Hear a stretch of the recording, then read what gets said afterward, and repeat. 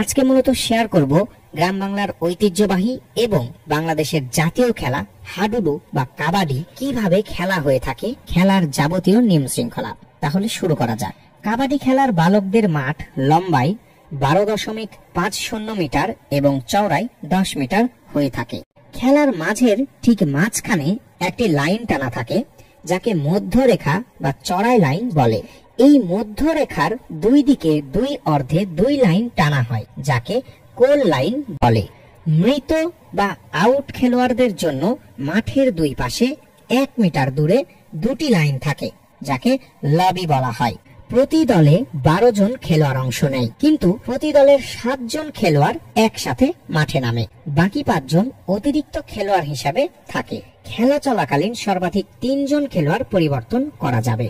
5 minute বিরতি সহ দুই অর্ধে পুরুষদের 25 মিনিট করে এবং মেয়েদের 20 মিনিট করে খেলা হবে।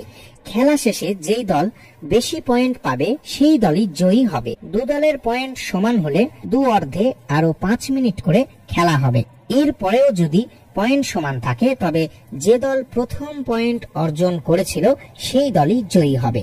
যদি কোনো খেলোয়াড় মাঠের বাহিরে চলে যায় তাহলে সে আউট হবে। এভাবে একটি দলের সবাই আউট হলে বিপক্ষ দল একটি লোনা পাবে, অতিরিক্ত 2 পয়েন্ট যাকে বলা হয়। মধ্যরেখা থেকে দম নিয়ে বিপক্ষ দলের কোনো খেলোয়াড়কে স্পর্শ করে এক নিঃশ্বাসে নিরাপদে নিজের কোর্টে ফিরে আসতে পারলে যাদেরকে স্পর্শ করবে সে বা তারা কয়জনই আউট হবে।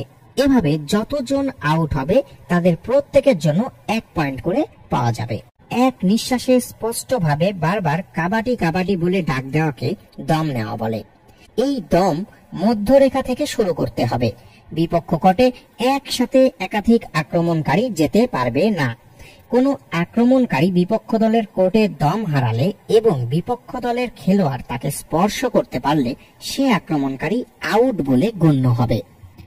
তো এই পর্যন্তই ছিল বাংলাদেশের জাতীয় খেলা সহ গ্রাম বাংলার একটি ঐতিহ্যবাহী খেলা কাবাডি বা হাডুডু খেলার বিস্তারিত নিয়ম। ভালো লাগলে অবশ্যই সাবস্ক্রাইব করবেন আমাদের চ্যানেল এবং কোনো কিছু জানার থাকলে কমেন্ট করবেন। ধন্যবাদ সকলকে।